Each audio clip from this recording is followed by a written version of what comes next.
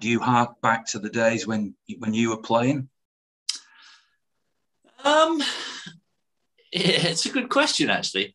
Is it getting better? I think technically, I think there are more players who are much more comfortable on the ball than perhaps in my day. You never had so many defenders who were so comfortable on the ball and to play out from the back, and so that I think that's been the biggest change that I think I've seen is that centre backs are now happy to receive the ball from the goalkeeper on the edge of their box and not just jog up to the halfway line and let the keeper punt it as far as he can.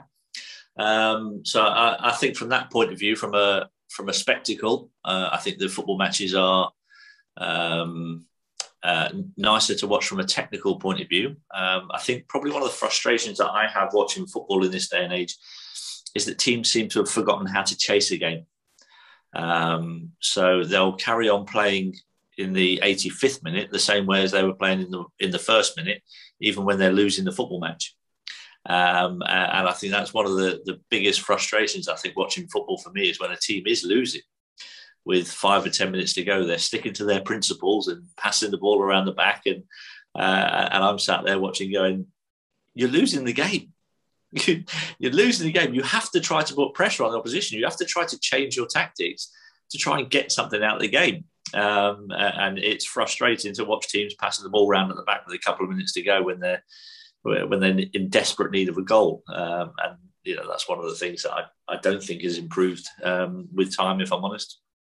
Is it that lack of an individual? I mean, as far as I'm concerned, you're one of the best individual footballers I've ever had the good fortune to watch. Magnificent individual talent.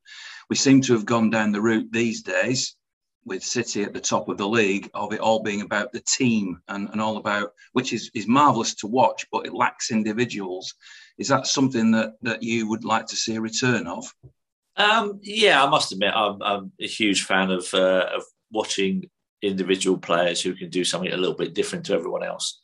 And I understand the need for a team shape and team patterns of play and all that kind of stuff. But I think we shouldn't ever forget that football is an entertainment industry. And that's the way that I viewed it. And that's why I played football the way that I played football. I felt like people came and spent their hard-earned money and they deserved to be treated to some kind of entertainment and not just a physical rough and tumble football match.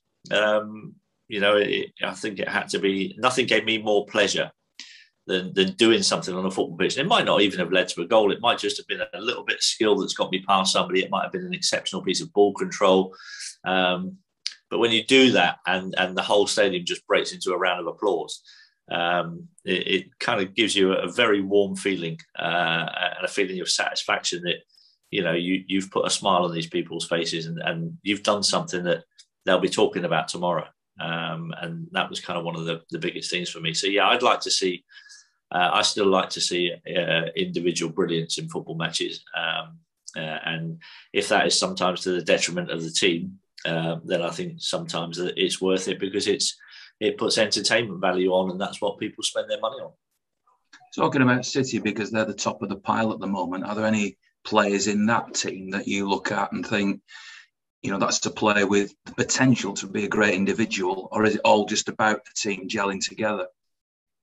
I think the obvious one that stands out is Jack Grealish, who was very much an individual player at Aston Villa, and very much stood out in a team where he was, the one that they relied on for all their creativity. And I think when he's gone to Manchester City, we haven't seen that same player, if I'm honest. It's almost as if he's been told you don't need to do all that stuff. We've got enough good players. We're not reliant just on you. So when you get the ball, keep it simple. Don't give the ball away. And we'll create and win games. And I think it's been, obviously, with City sitting 10 points clear at the top of the table, it's something that Pep feels works, and it does, because results are everything when it comes to managers. And so it is working from Jack's developmental point of view and from his own personal satisfaction in his game, it would be interesting, I think, to sit down and talk to him, to ask him, did you enjoy playing in the team at Aston Villa more, or did you enjoy playing in the team at Man City more? And taking out results from that equation. So is he enjoying his football more from a personal point of view, where perhaps his natural talent is perhaps being stifled a little bit?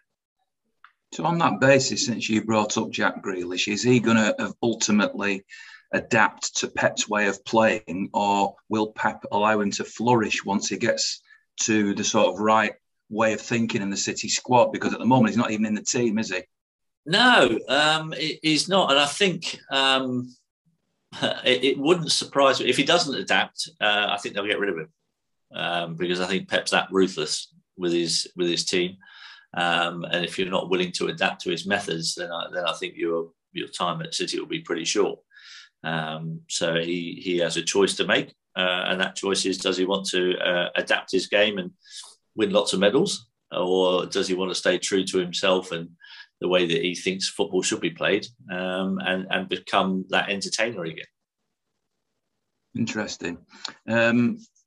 In terms of your former club, Southampton, sort of, I suppose, a mid-table, just surviving club these days. How do you see them? How do you view your first love, really, your first footballing love? Yeah.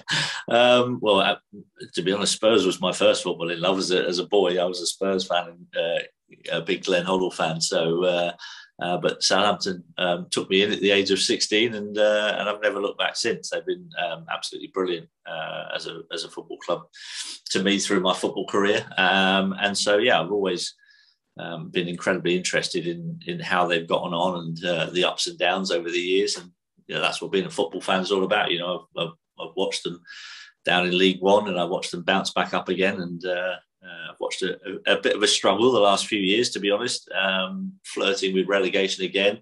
It's almost like going back to the mid-90s.